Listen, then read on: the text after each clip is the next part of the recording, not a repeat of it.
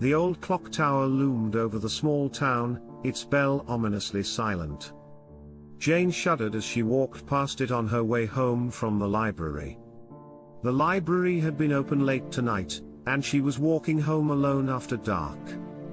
As Jane walked down the winding dirt road, the woods seemed to close in around her. Strange noises came from the brush, and shadows flickered in the pale moonlight.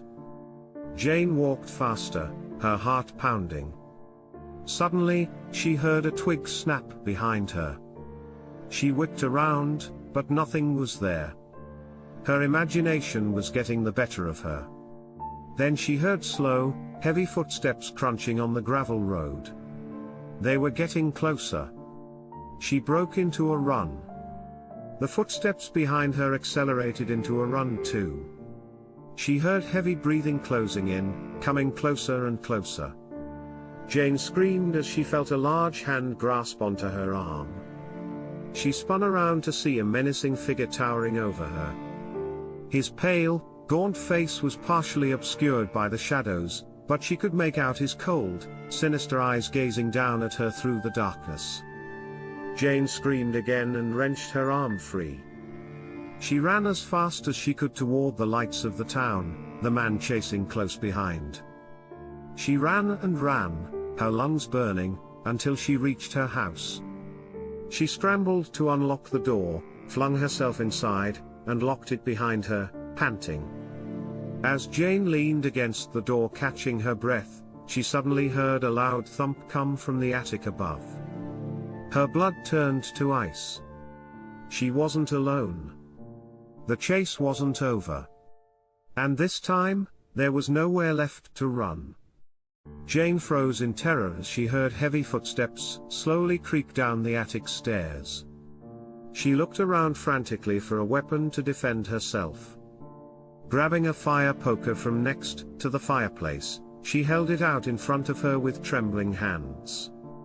The attic door flew open.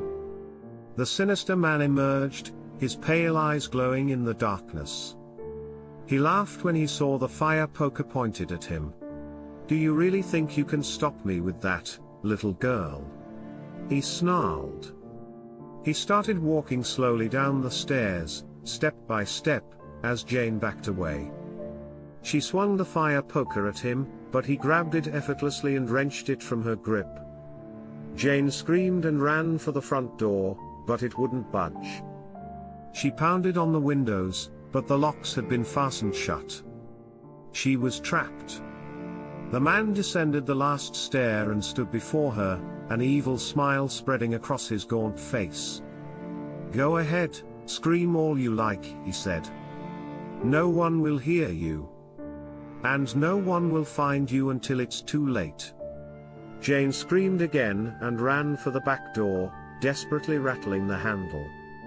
It was no use. She was locked in with this madman.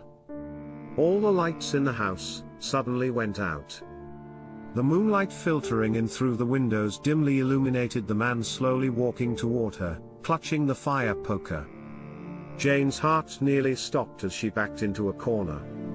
She crouched down, sobbing in terror, as the menacing figure towered over her, raising the fire poker over his head. "Please, please don't hurt me," she whimpered. The man's icy, soulless eyes gazed down at her. "But my dear," he whispered, "the fun is just beginning." He brought the fire poker down with a crash. And Jane's horrified screams pierced the silence of the night. Thanks for watching. If you enjoyed this episode, be sure to subscribe to my channel for more spine-tingling horror stories and supernatural tales.